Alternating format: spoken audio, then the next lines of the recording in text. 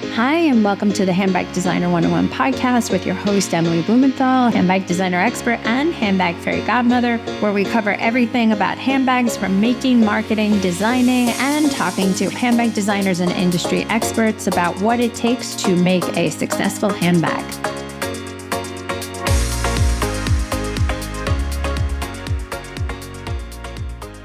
Welcome, Betty and Paulina, Beamina, living in glorious Puerto Rico as we speak.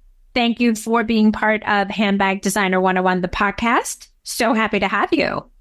Thank you. It's our pleasure to be here, and we're super happy. We were looking forward for this opportunity to be with you. I know we had a conflict just because Paulina has school, which tends to get in the way. High school can really slow you down when developing a brand. So I'm glad we were able to get the time in when she was not in school legitimately and not cutting school for this. And we can make this happen. So this is super exciting. I want to just jump right in. So you were mother-daughter.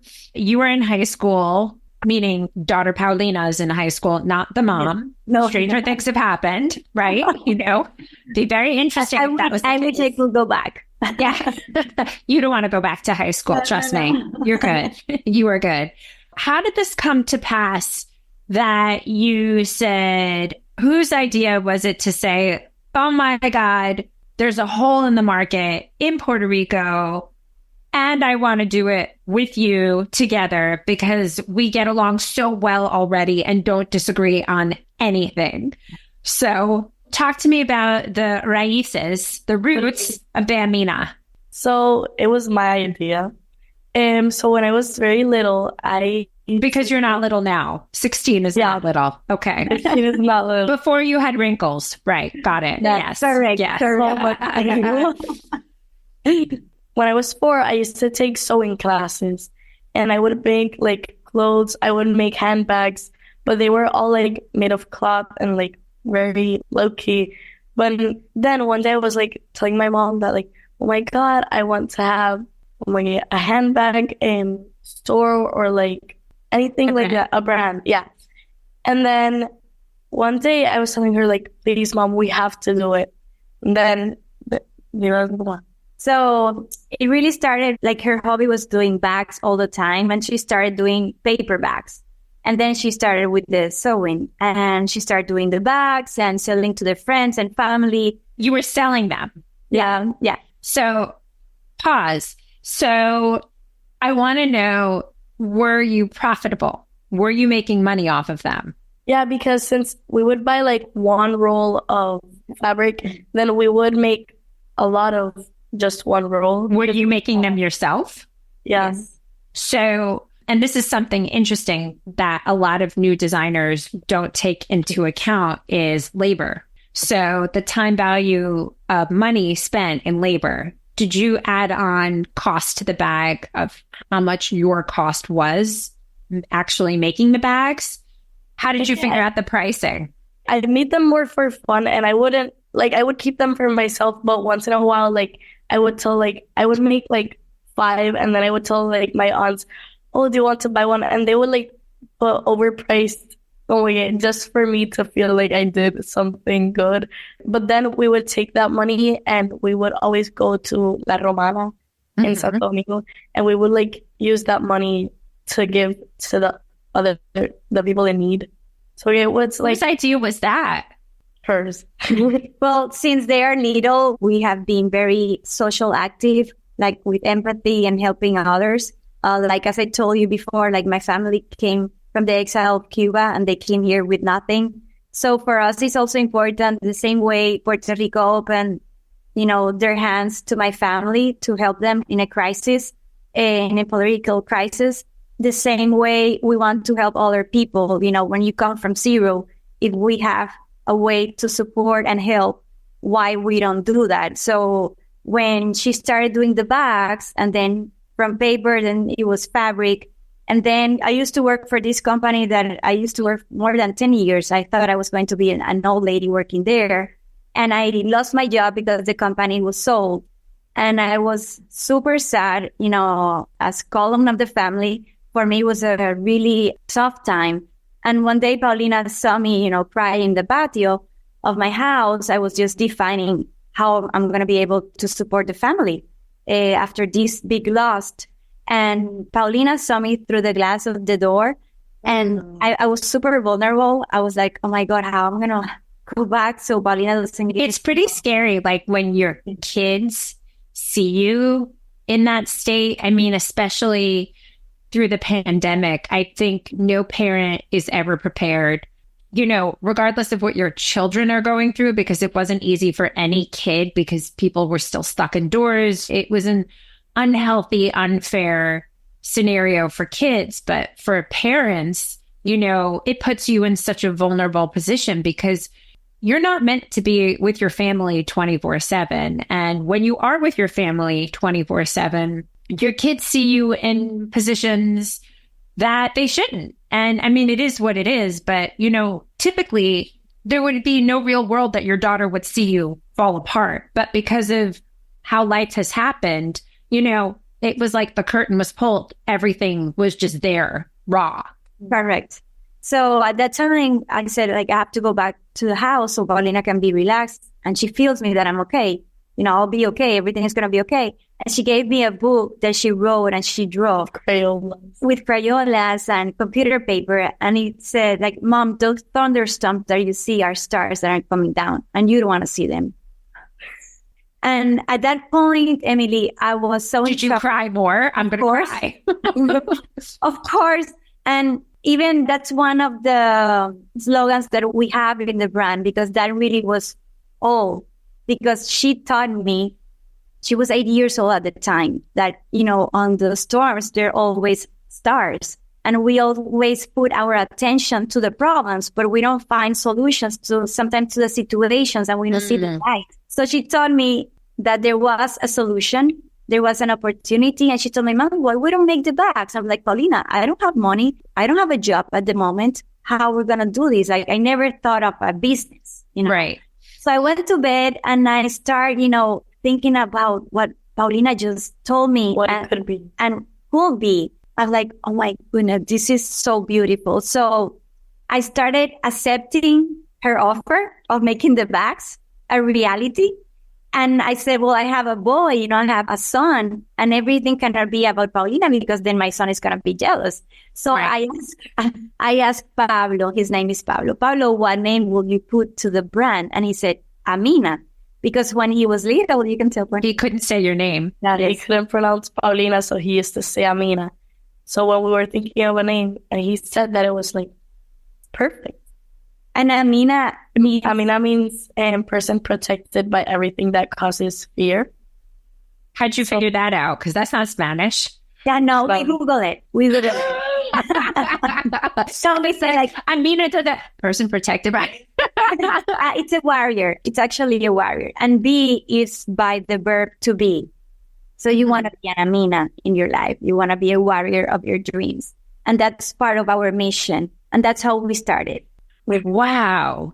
I mean, that is, look, everybody has an inception story. I've been doing this for a really, really, really long time. And I always tell designers to strip any kind of emotion out of the product, because at the end of the day, you're creating bags and they're not bingos. It's not art. You can't get emotionally swept up in every single bag, because the goal is, right, to sell, and not one, but to continue to sell more and more and more and get people to come back. And all the TTs in the world can't subsidize your future, right, as a brand. So how are you able to separate the emotion and then say, okay, if my livelihood as a mom with two smaller children, how are you able to convert this passion project into saying okay, this has got to be a business, let's pull away? Because the first instinct of a new designer who may not understand the market is you end up charging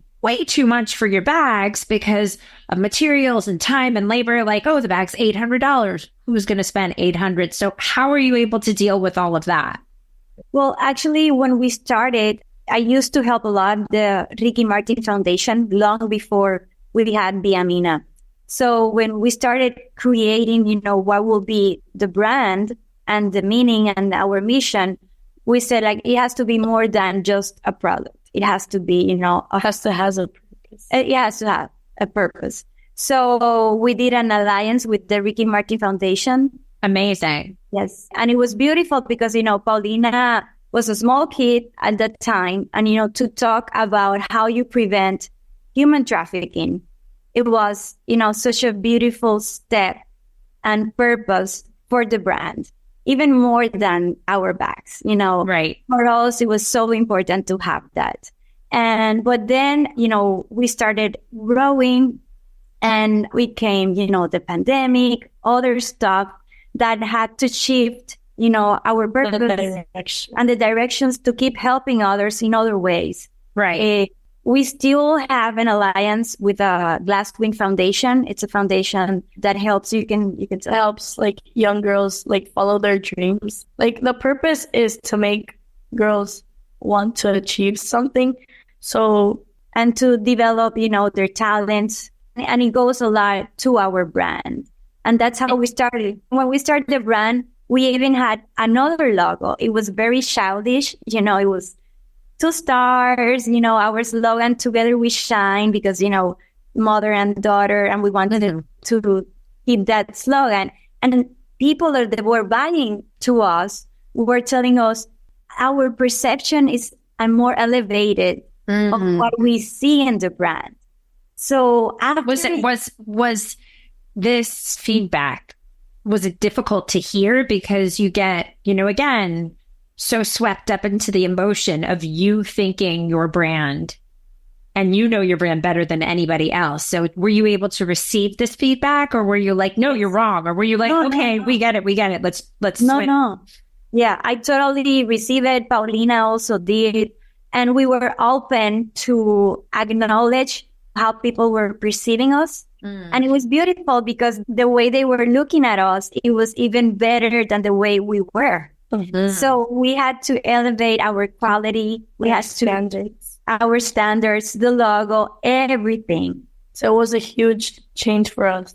But then we bettered it. Like, if you ever wanted to start a handbag line and didn't know where to start, this is for you. Living proof that independent designers can make it big. Emily Blumenthal is one prime example. If you had dreams of becoming a handbag designer and didn't know where to start, this is for you. If you have a handbag brand and are in need of strategy and direction, this is for you. I'm Emily Blumenthal, handbag fairy godmother and handbag designer expert, and this is Handbag Designer 101, the masterclass. Over the next 10 classes, I will break down everything you need to know how to make, market, and manufacture a handbag. Broken down for you that you'll not only skip steps in that handbag building process, but also save money in that learning curve. For the past 20 years, I've been teaching at the top fashion universities in New York City, created the Handbag Awards, and also the Handbag Designer 101 podcast. I'm going to show you like I have countless brands, from sketch to sample to shelf, whether you're just starting out and don't know where to begin, or even if you have a handbag line and just need some strategic direction, the Handbag Designer 101 Masterclass is just for you. So let's get started, and you will be the creator of the next it bag. Join me, Emily Blumenthal, with the Handbag Designer 101 Masterclass.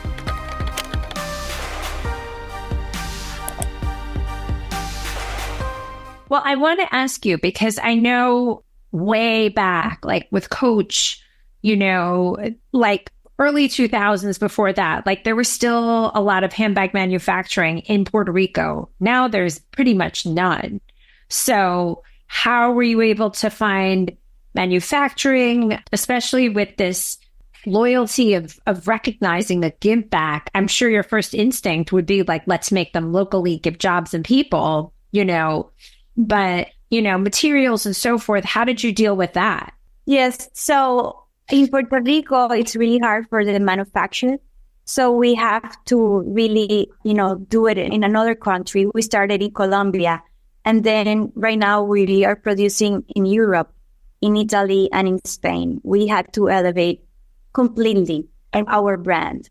And that's where we're developing our products right now. I have to say that our icon bag, it's our bonbon. This is our icon bag. And we have a patent design for our bonbon. And we are super happy, super excited that we accomplished that. We also have a patent license for our angel wings, the serve bag, and you can use it, in different ways. So we feel super happy. It has been a long way, but it's accomplished. And those bags are leather? Yes. Mm-hmm. Congratulations, by the way. I think I have 5 or 6 handbag patents, design patents. And it's funny, was your angle for that to stop people from potentially knocking it off, or was it potentially to license it out? Because to spend that money for IP, it's really expensive. It's really time consuming. So how were you able to justify the why of protecting those particular silhouettes? So when we start, it was something organic. So because Paulina was the one that really started doing all the bags. And when I started producing all the bags that Paulina was designing. And that was one of, I will say, the mistakes that I made. And then I started putting more attention to what was our, the bestseller. And it was our bonbon. And we elevated the bonbon. And then we stayed with the bonbon for a long time. And I remember that people were like, are you doing another bag? Because we stayed with one bag and one bag and one bag. That's it. Nothing else. And I think that was the best thing I did because they recognized me by design. It's not that, like, the design is our brand. And I had to protect our design. And that's why we patent. We wanted it to be ours. Yeah, no, it's, having been through that and the time and the effort and energy and doing so much research on the history of the handbag and who actually takes the time to protect, because with patents, there's a utility patent, which is based on function and how it's used. Design is obviously the design of the bag. Not a lot of people do it. Not a lot of them get approved. But I always try, like, whenever designers say so, I always say, for you to drop that. I mean, when I did it, it was $7,000. Now it's clearly much more to spend that money. Just make sure that whatever you're doing it is for a reason. And then again, I always recommend if anybody's going to knock you off, you knock yourself off first. So that's a secret trick. So, I teach my students, if you're going to be on the market, you want to be the fastest, the first, or the best. So if you're going to use something that you've spent all this money on and you're doing it to protect, then make sure if there's anyone who's going to knock you off, do it yourself first. So if there is a lesser price version, it's coming from you so you can reap the benefits of everything. Because that's the whole point. I'm not telling you to do it. I'm just saying that's always the advice I give. Like, if you're going to do this, go big or go home. You know what I mean? Yes, like our icon bag, right? We are already in El Corte Inglés in Spain. We are doing everything that a lot of projects and a lot of projects. People like in the industry, they're looking at us. They understand and they see our product as a great product, something of value. Yeah, of value and their high quality, and it distinguishes by itself.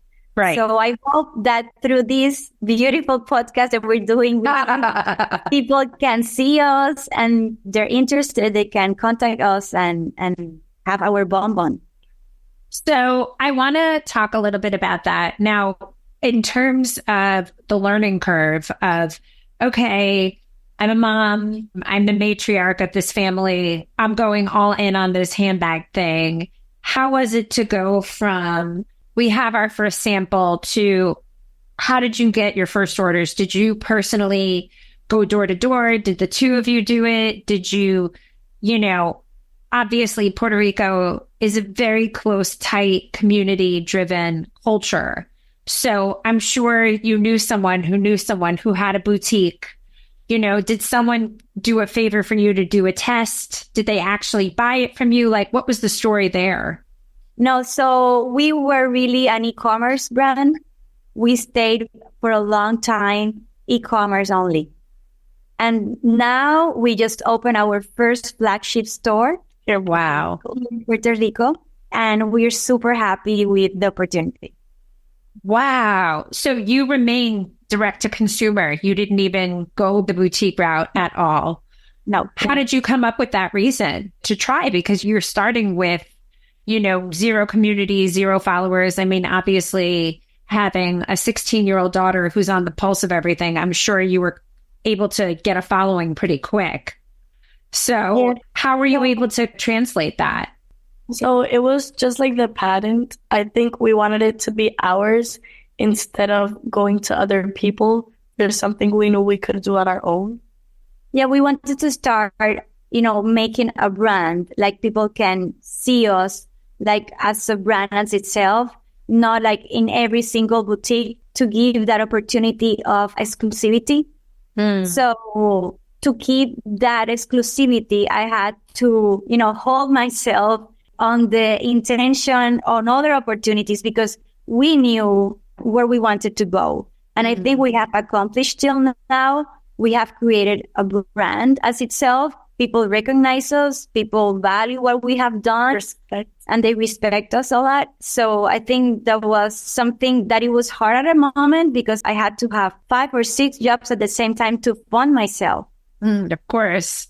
To make a brand, because making a brand from zero, it's super hard. And more such a, competitive industry where we are right now. But I feel super proud and accomplished, both of us, that what we have created till now, it has been successful, but a lot of work, and Paulina have seen the process and she have been involved in the process.